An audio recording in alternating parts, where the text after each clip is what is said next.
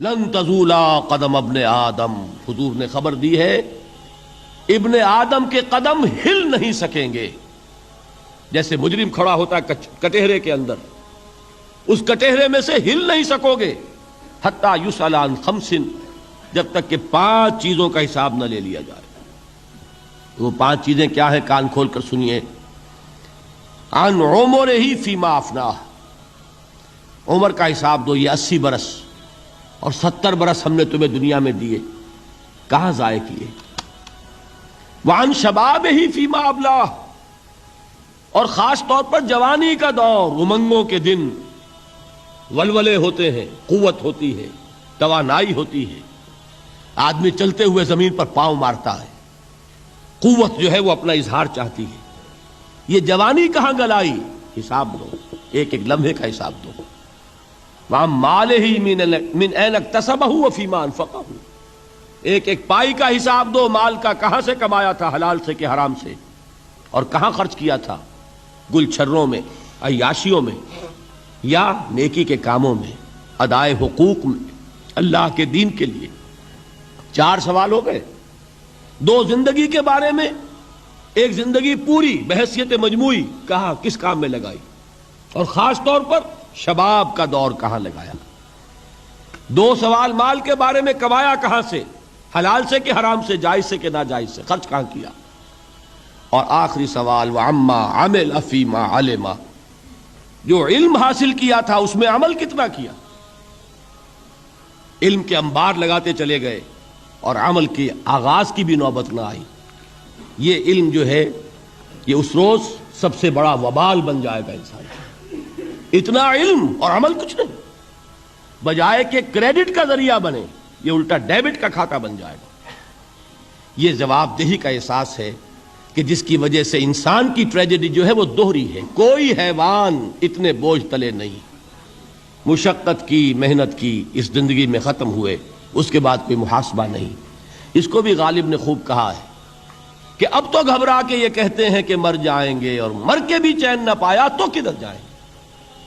یہ ہے وہ ہیومن ٹریجڈی. اب میں آپ کو توجہ دلانا چاہتا ہوں. ایک تو گوتم بدھ کا فلسفہ، اس کے فلسفے کا مین تھیم یہ ہے سروم دکھم، آل از پین، آل از سفرنگ. اور اس نے جو بھی اپنی محنت کی یہ تو اللہ ہی بہتر جانتا ہے کہ اسے بعد میں ملا کیا اور کیا نہیں ملا.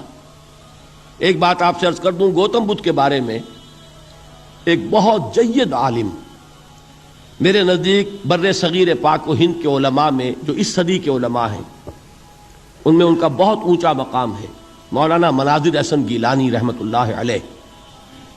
گیلان قصبہ ہے ایک بہار کا، وہاں کے رہنے والے تھے. ان کی زندگی زیادہ گزری حیدرآباد دکن میں، عثمانیہ یونیورسٹی میں استاد رہے.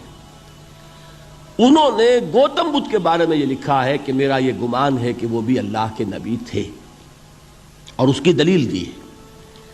قرآن مجید میں ایک رسول کا ذکر آتا ہے، ذوالکفل، اور یہ ذوالکفل وہ ہے جس کے بارے میں ہمیں کچھ پتہ نہیں.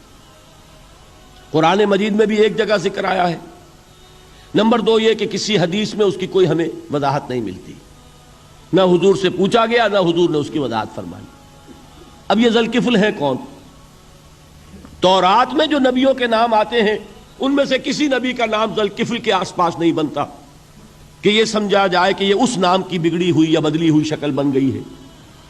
تو انہوں نے جو کہا ہے وہ بات وزنی معلوم ہوتی ہے اس اعتبار سے کہ کپل وستو، کپل، پے جو ہے وہ عربی میں ہے نہیں، وہ فے بنتی ہے. تو ذوالکفل کے معنی کفل والا، اور یہ کفل جو ہے کپل، کپل والا، جس کو ہم کہتے ہیں کپل وستو کا شہزادہ. تو انہوں نے یہ کہا ہے کہ گوتم بدھ کے بارے میں یہ خیال، یہ میں عرض کر دوں کہ اس کو ہم یقین سے نہیں کہہ سکتے، یہ ان کا گمان ہے، خیال ہے، واللہ عالم کہیں گے ہم، لیکن امکان ضرور موجود ہے. قرآن کہتا ہے وَلِكُلِّ قَوْمٍ ہَادٍ، ہم نے ہر قوم میں ہادی بھیجے. وَإِن مِّن قَرْيَةٍ إِلَّا خَلَا فِيهَا نَذِيرٌ، کوئی بستی ایسی نہیں دنیا میں جس میں کوئی نہ کوئی خبردار کرنے والا نہ آیا ہو. تو یہ ممکن نہیں ہے کہ وہاں نبی نہ آئے ہوں، لیکن ان کی تعلیمات اتنی بدل گئی ہیں کہ ہم ان کو پہچان نہیں سکتے. حضرت مسیح علیہ السلام کی تعلیمات اگر عیسائیوں سے ہم سمجھیں تو کبھی بھی انہیں اللہ کا نبی نہیں مان سکتے. یہ تو قرآن مجید نے آ کر حضرت مسیح علیہ الصلوۃ والسلام کی اصل حقیقت ہمیں بتائی، ورنہ تو خدا کا بیٹا ثالث و ثلاثہ ان کو کیسے ہم مانتے؟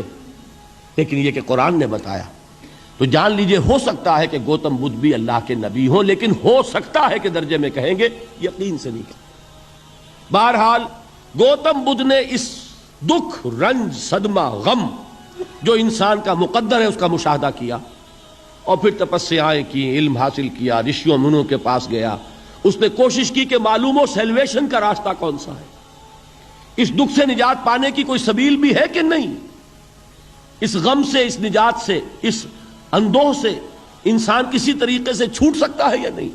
اسی کو سیلویشن کہتے ہیں انگریزی میں، اسی کو ہندی میں نروان کہتے ہیں، اسی کو عربی میں نجات کہتے ہیں۔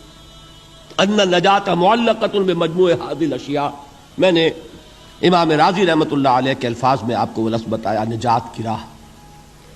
اچھا، جدید فلسفوں میں جن حضرات کو دلچسپی کی بات ہے انہی کے بارے میں یہ عرض کر رہا ہوں۔ جدید فلسفوں میں بھی ایک فلسفہ ہے وجودیت، ایگزسٹانشلزم۔ آپ نے نام سنا ہوگا سارترے، یہ فرینچ فلسفر، اور اس وقت دنیا میں جو نوجوان نسل ہے وہ بہت زیادہ متاثر ہوئی ہے سارترے کے فلسفے سے۔ کرکیگارڈ پرانے دور میں اور سارترے اس دور میں، ان کے فلسفے کا نام ہے وجودیت، ایگزسٹانشلزم۔ اس کا مرکزی خیال بھی یہی ہے، انسان کے لیے دکھ ہی دکھ ہے، صدمہ ہی صدمہ ہے، رنج ہی رنج ہے۔ صرف یہ ہے کہ کچھ حساس لوگ ہوتے ہیں وہ صدمے کو زیادہ محسوس کرتے ہیں، کچھ ذرا ان کی حس جو ہے وہ کچھ ڈل ہو جاتی ہے، کند ہو جاتی ہے۔ وہ جو غالب کا شعر میں نے آپ کو سنایا کہ مشکلیں اتنی پڑی مجھ پر کہ آسان ہو گئی، ورنہ یہ ہے کہ انسان سوچے تو دکھ ہے۔ اب یہ دکھ جو ہے اس سے نجات کا کوئی راستہ بھی ہے کہ نہیں، یہ کوسچن مارک ہے، جس کا جواب ہے تیسری آیت میں اِلَّا الَّذِينَ آمَنُوا وَعَمِلُوا الصَّالِحَاتِ وَتَوَاصَوْا بِالْحَقِّ وَتَوَاصَوْا بِالصَّبْرِ۔ جو ایک نا امیدی کی کیفیت طاری ہوتی ہے، وَالْعَصْرِ إِنَّ الْإِنسَانَ لَفِي خُسْرٍ، زمانے کی قسم ہے تمام انسان برباد ہونے والے ہیں، تباہی میں ہیں، گھاٹے میں ہیں، ٹوٹے میں ہیں۔ اس سے جو ایک مایوس کن صورتحال سامنے آتی ہے، اس مایوسی سے نجات دلانے والی آیت ہے تیسری آیت۔ ایک راستہ ہے، یہ امید کی کرن ہے، تباہی سے بچ سکتے ہو، ابدی بربادی، وہ بربادی۔ یہاں تو یہ ہے کہ ہم نے مشقتیں اٹھا لیں، فاقے جھیل لیے، تکلیفیں برداشت کر لیں، صدمے برداشت کر لیے، لیکن موت آئی، اس کا خاتمہ ہو گیا۔ لیکن اس کے بعد اگر خدا نہ خواستہ جہنم میں جھونک دیے گئے، وہ ابد الآباد تک کی، وہ ہمیشہ ہمیشہ کی جلن۔ قرآن کہتا ہے کہ اگر ایک کھال جل جائے گی، جھلس جائے گی، اللہ اور کھال دے دے گا۔ دیکھیے، یہ بھی جدید دور میں آپ کو معلوم ہوگا، بورس بکائی نے جو کتاب لکھی ہے، دی فرینچ سرجن، اس نے ثابت کیا ہے کہ قرآن مجید نے جتنے نیچرل فینومینا کا حوالہ دیا ہے وہ بالکل سائنس کے مطابق ہے۔ آج ہمیں یہ معلوم ہے کہ حس جو ہے وہ صرف کھال میں ہوتی ہے، کھال حساس ہوتی ہے، کھال اتر جائے نیچے جو ہے گوشت جلے گا، آپ کو تکلیف نہیں ہوگی۔